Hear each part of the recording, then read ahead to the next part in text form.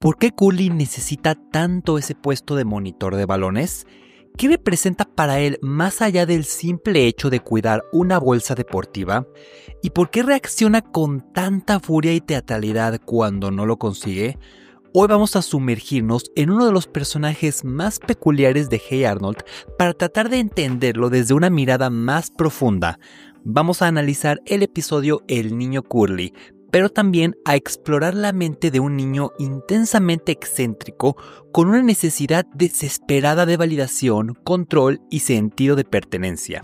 Curly es un niño que vive sus emociones a flor de piel, que no tiene filtros sociales y que expresa sus frustraciones con una teatralidad que, aunque cómica, en realidad esconde una profunda vulnerabilidad emocional.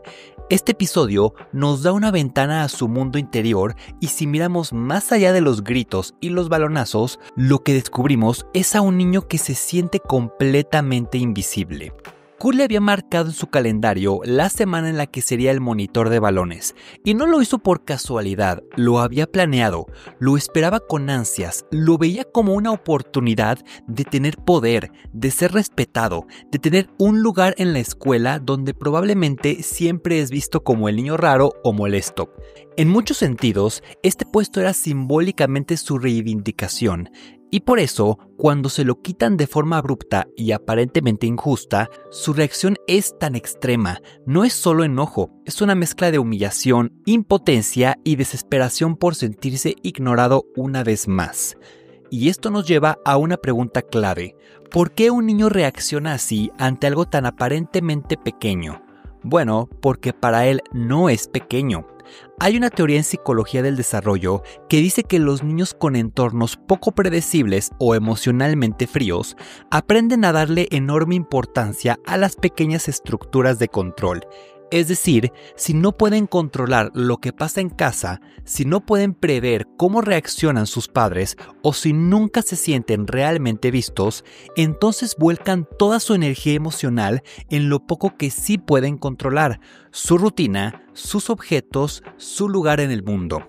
Y en este caso, Curly volcó toda esa necesidad en un puesto escolar. No porque le importe cuidar balones, sino porque era su forma de ser reconocido como alguien que importa. La serie Hey Arnold no nos muestra la familia de Curly, pero en este tipo de análisis podemos permitirnos teorizar, dejando claro que solo es una interpretación. Y si tomamos en cuenta el patrón de comportamiento de Curly en distintos episodios, podríamos deducir que vive en un hogar donde sus emociones no son validadas. Probablemente lo consideran exagerado, lo regañan por hacer dramas o lo ignoran cuando intenta expresarse.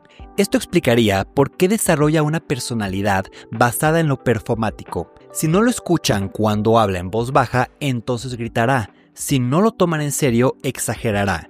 Si lo hacen a un lado, entonces organizará un golpe de estado escolar desde la oficina del director con balones como armas. Y es aquí donde este episodio se vuelve mucho más profundo de lo que aparenta.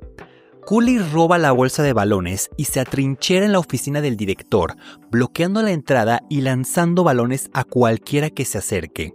Desde ahí, toma el micrófono del sistema de sonido de la escuela y transmite su mensaje. Esta era mi semana. Me lo quitaron. Este puesto me iba a dar respeto. Esa frase lo resume todo.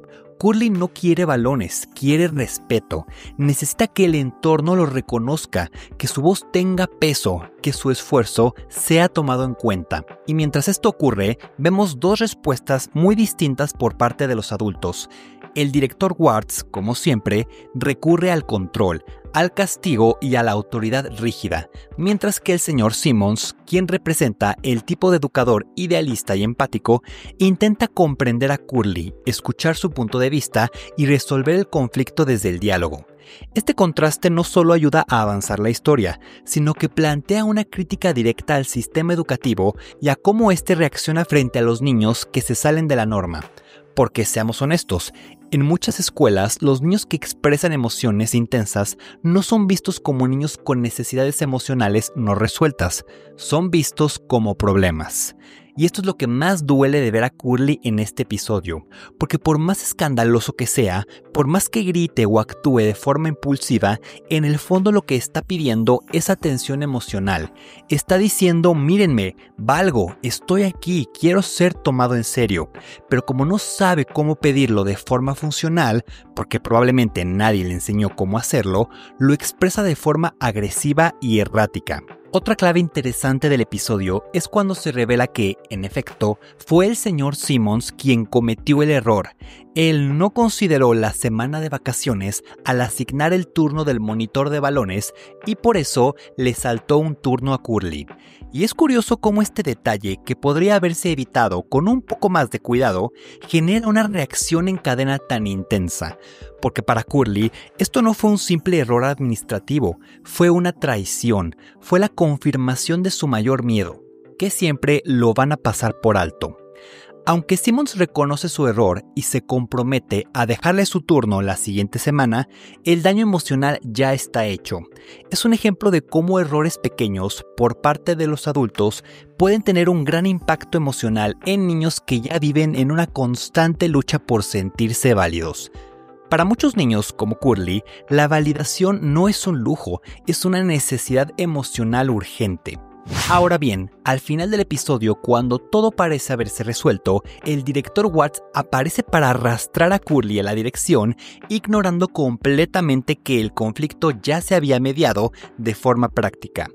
Este final refuerza un mensaje muy fuerte, que incluso cuando los niños intentan resolver las cosas con ayuda, las instituciones muchas veces reaccionan con castigo automático, sin hacer un análisis de las causas emocionales de su comportamiento. Y eso lo único que hace es perpetuar el ciclo. El niño que se siente rechazado se porta mal para llamar la atención, es castigado y así se siente aún más rechazado. Por último, vale la pena hacer una comparación con otros niños en la vida real que muestran actitudes similares a las de Curly. Niños que no encajan fácilmente en los moldes tradicionales, que no saben autorregular sus emociones, que sienten que deben ganarse el cariño o el respeto de los demás con gestos extremos. A veces se les tacha de problemáticos o extraños, pero en muchos casos lo que están pidiendo es lo mismo que cualquier otro niño: atención, amor y validación, solo que lo hacen desde un lugar de profunda carencia emocional. En resumen, el niño Curly no es solo un episodio cómico sobre una rebelión escolar, es una metáfora emocional de lo que pasa cuando un niño siente que no tiene voz, que no tiene lugar y que su valor depende de si los adultos lo toman en cuenta o no. Curly es un espejo exagerado, sí, pero también realista de lo que pasa cuando las necesidades emocionales no atendidas encuentran caminos distorsionados para manifestarse.